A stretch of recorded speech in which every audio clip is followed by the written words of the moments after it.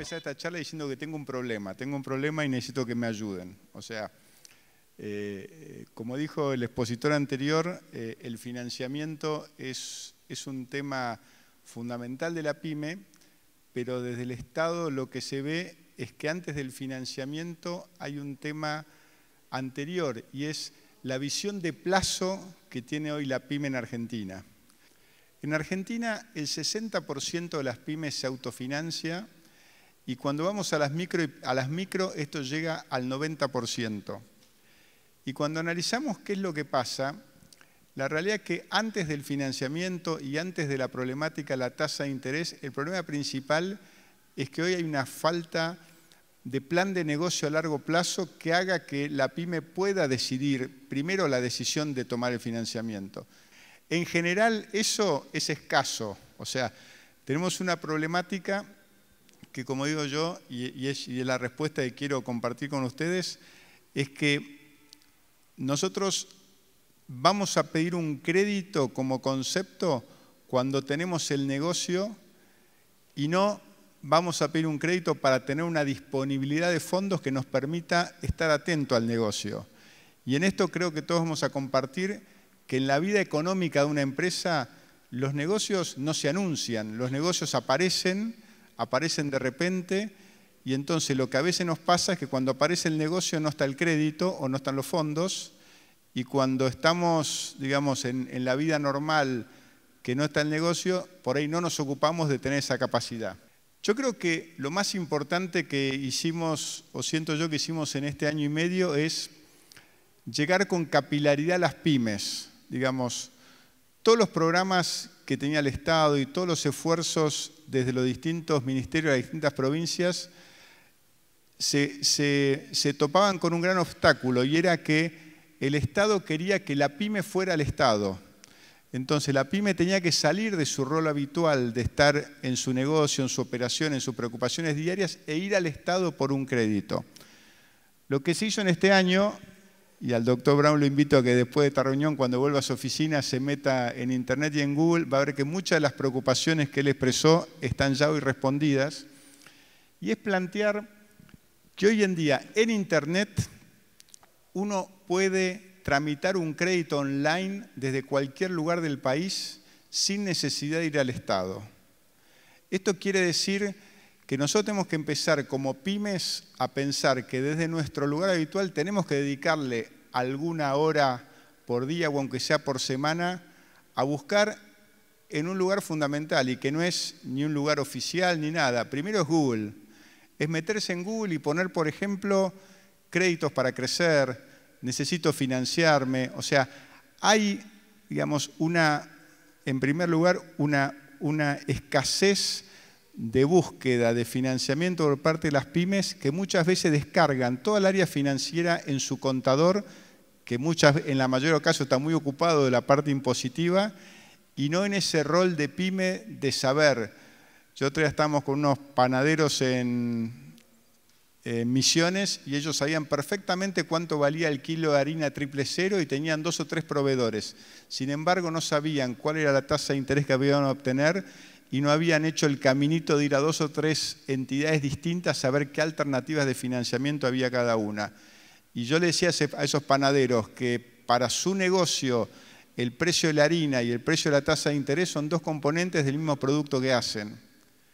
Entonces, me quería detener en la presentación única de balances. Es cierto, esto salió publicado esta semana, fue un tema que hizo la FIP con el Ministerio de Producción. A partir de esta semana, ustedes pymes van a tener que certificar en el Consejo Profesional un solo balance, porque ese balance certificado lo van a escanear y lo van a subir con su clave fiscal en la página de AFIP y ustedes le van a decir a la FIP con qué quits quieren compartir ese balance que ya está oficializado. Y entonces los bancos, las entidades, sus clientes que le pidan un balance certificado, ustedes ponen el quit en su página de AFIP y ese balance le llega en forma oficial de la AFIP a la ventanilla de ese banco, con lo cual nunca más van a tener que presentar un balance en papel para su carpeta que antes era así y ahora va a ser más chiquita, porque ese balance el banco lo va a tomar en forma digital y no va a tener ni siquiera necesidad de imprimirlo. La gestión online de crédito PYME. ¿Hay algún monotributista acá? No, bueno. Los monotributistas eran los, como bien decían antes, digamos el primer escalón de la actividad económica, no tenía capacidad de crédito.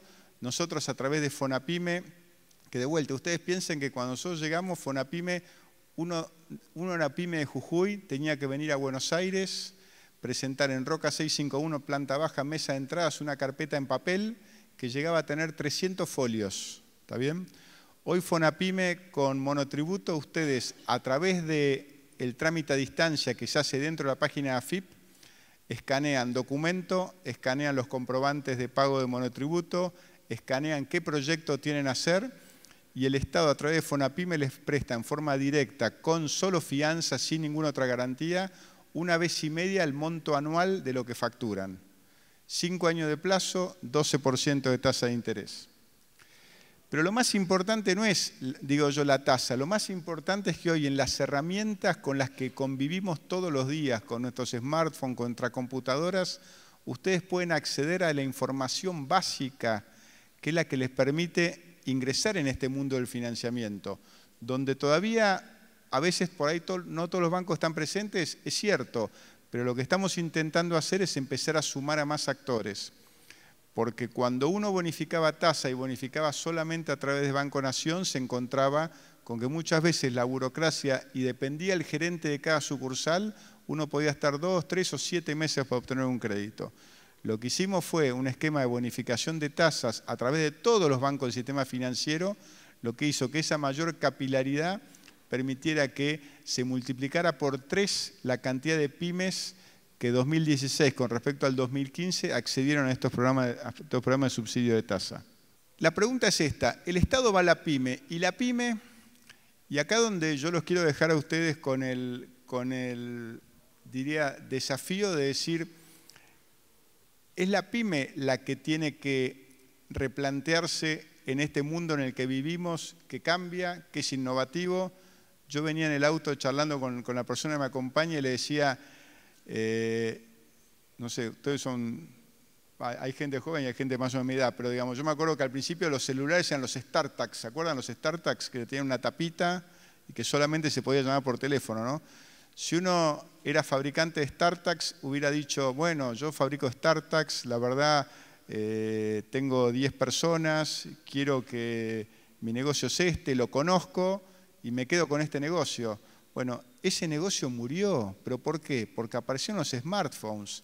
Entonces, si ustedes como pymes y nosotros como pymes, yo me considero pyme, yo vengo del sector privado, digamos, me incorporé al Estado hace 1 año y medio, digamos, si nosotros como pymes en nuestra actividad de día a día no estamos permanentemente mirando hacia dónde va lo que nosotros hacemos, hacia dónde van los mercados, nos vamos a quedar como fabricantes de StarTags, que un día va a aparecer el smartphone y lo que nosotros hacíamos fue reemplazado por otra cosa. Entonces, venimos a hablar de financiamiento, pero venimos a hablar de que es necesario que desde la pyme uno empiece a pensar en productividad, empiece a pensar en calidad.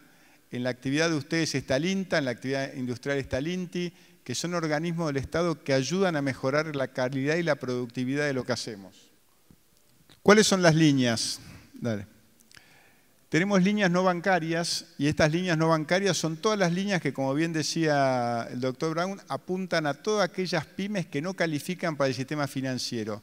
Entonces son todas líneas específicas que si miramos tecnología, de monotributistas ya hablamos, la de software, la de agroalimentarias, son líneas que apuntan a que la pyme pueda mostrar su historial de cumplimiento no financiero. Digo, los bancos miran balances porque es una regulación de Banco Central y de Basilea. Contra eso no competimos, pero las empresas de software, por ejemplo, tienen un registro de software donde ellos ven, donde uno puede ver cuál fue el cumplimiento con respecto a los compromisos de plan de negocio que tenían. Y contra eso se puede financiar. Y el mundo avanza en ese sentido. El mundo avanza a calificar cumplimientos, ¿no?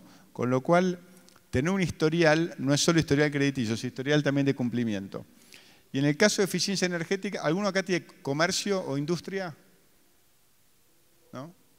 ¿De qué es tu? Una bodega. ¿Cuánto pagás de luz? Bueno, vos sabés que hay un programa de eficiencia energética que te financia al 9% de tasa de interés a 7 años de plazo cualquier proyecto que hagas para mejorar tu eficiencia. La única cuenta que tenés que hacer es que la inversión que vos hacés se tiene que repagar en 7 años por la diferencia de la factura de luz. O sea, vos presentás que cambiás un motor, que cambiás las puertas, que cambiás la climatización, que pones ventanas vidrio doble para tener que consumir menos energía. Bueno, si esa cuenta te da que la inversión se compensa con lo otro, ahora, esta información existe, esta información que ustedes ponen, salen de acá, van a su oficina o ahora en el celular, ponen eficiencia energética y este programa está y está disponible. Y como bien decía el doctor Brown, digamos, a veces termina subutilizado, pero no termina subutilizado porque no existe o porque son difíciles los papeles. Termina subutilizado porque la pyme que está del otro lado preocupada por el costo de la factura de luz, la preocupación consiste en pensar que por ahí es el Estado el que tiene que encontrar la solución. Y nosotros estamos convencidos que tanto los emprendedores como las pymes, la capacidad de aumentar su productividad nace primero del espíritu emprendedor. Y el espíritu emprendedor consiste en buscar en uno mismo las soluciones y en buscar, digamos, en el mundo que nos rodea, cuáles son las mejores alianzas y las mejores estrategias para mejorar primero nuestra productividad. En lo que es líneas bancarias, lo que hicimos que también hasta el año pasado los bancos manejaban ellos la bonificación de tasa, con lo cual en la práctica le terminaban dando a las mejores empresas. Hoy dimos vuelta a la ecuación y son las pymes las que pueden solicitar lo que llama un certificado de elegibilidad. Quiere decir que es la pyme la que solicita un certificado y el ministerio le da un certificado oficial de 4 o 6 puntos de tasa para con ese certificado ir a cualquiera de los 16 bancos que están dentro de los convenios, dentro de los cuales tienen tasa tope, no pueden cobrar más de tanto, está estipulado qué comisión puede cobrar y qué comisión no, que no le pueden vender más servicios que esos, ¿no? Y la pyme es la dueña de la bonificación. Entonces, acá donde aparece la necesidad de garantías para tu pyme. ¿A cambio de qué? Den garantías a las pymes. ¿Tá? Nuestra función dentro del Ministerio de Producción es ser el órgano que controla ese sistema y dentro del órgano que controla ese sistema, para que las SGR den realmente garantías a las pymes que la necesitan, hicimos una base de datos en donde las pymes ponen la necesidad de su garantía y las SGRs, digamos, ofrecen garantías a esas pymes.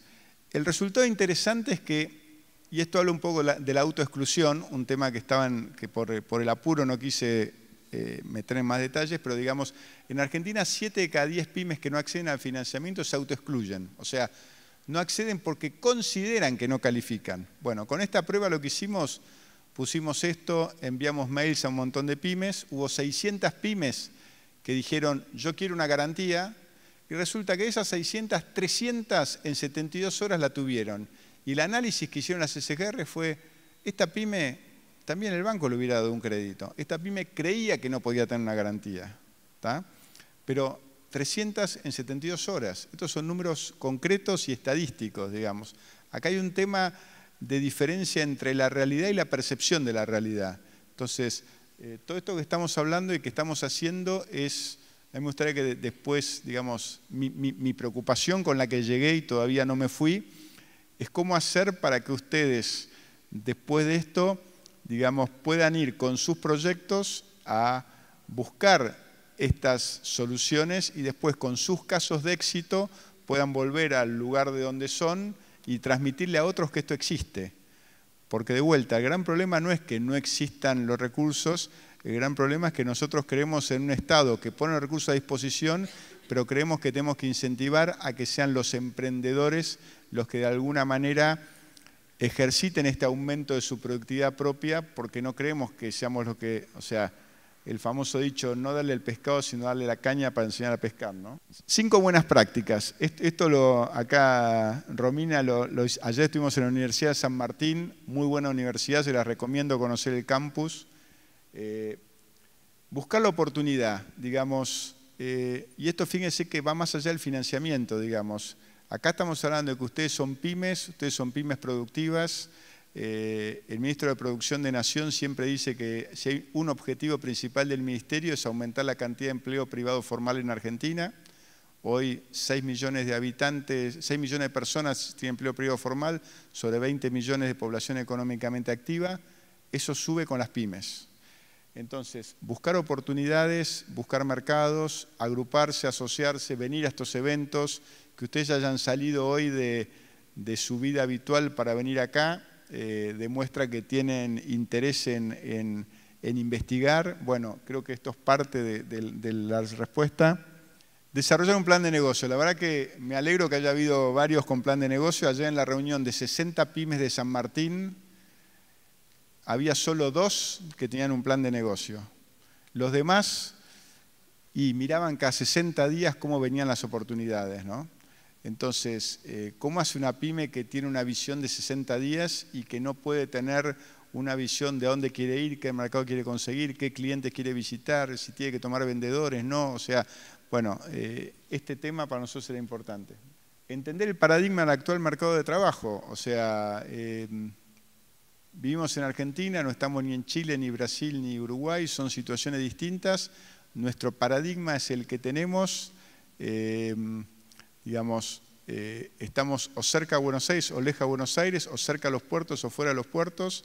Yo estuve ahora de las 2 o 3 cosas del sector de, digamos, agroindustrial que viví estas últimas 3 semanas, me impresionó. Estuve en Neuquén y en Neuquén había gente haciendo verdura hidropónica y me explicaban cómo en superficies muy chicas lograron una verdura con una alta rentabilidad y con una demanda donde Cencosud y otros supermercados más les compraban absolutamente toda la producción, y lo que estaban pensando era cómo hacer para triplicar la superficie, porque la verdad que tenían todo vendido. Y después a los 2 días estuve en Misiones, donde una gente había hecho un contenedor y donde dentro del contenedor regeneraba condiciones de luz, humedad, y tenía determinada producción agroindustrial que con independencia de la lluvia de afuera, a la mañana siguiente abría la puerta y tenía producto. Entonces, digo, uno ve cuando recorre el país que hay mucha innovación y hay mucho emprendedorismo. Creo que el desafío es un poco este. No perder la curiosidad. Yo estas charlas las estoy terminando con un chiste que algunos ya lo escucharon, no sé, la gente de agronegocio me lo escuchó en la oficina de ellos, pero me permito contarlo de vuelta porque resume un poco esto que hablamos hoy, ¿no?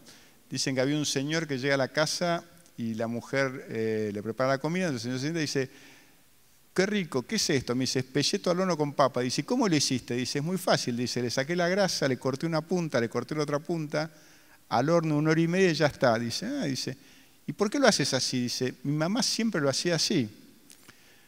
El hombre va al día siguiente a ver a la suegra y le dice: suegra, dice, ¿usted cómo hace el pelleto al horno con papa? Dice: es muy fácil. Dice: le saco la grasa, le corto una punta, le corto otra punta, lo meto al horno 1 hora y media y ya está.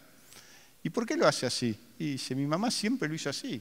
Bueno, entonces va a visitar a la abuela, le dice: abuela, dice, nona, dice, usted dice, ¿cómo hacía el pelleto al horno? ¿Se acuerda? La mujer ya grande. Dice: no, dice, me acuerdo mucho. Dice: es muy fácil. Dice: le sacaba la grasa, le cortaba una punta, le cortaba la otra punta, lo metía en el horno 1 hora y media y ya estaba. Dice: y dígame, ¿por qué le cortaba las 2 puntas? Y la abuela le dice: para que entrara en el horno. ¿Está? ¿Qué quiere decir esto? Muchas veces en nuestra actividad nosotros hacemos las cosas porque estamos acostumbrados a hacerlas así. Y hoy en día los desafíos en los que vivimos, y sobre todo para las pymes, es estar permanentemente investigando y averiguando cuáles son las cosas que están cambiando alrededor nuestro, porque nos estamos perdiendo un montón de oportunidades. Y espero que esta sea un poco la conclusión de esta charla. Gracias.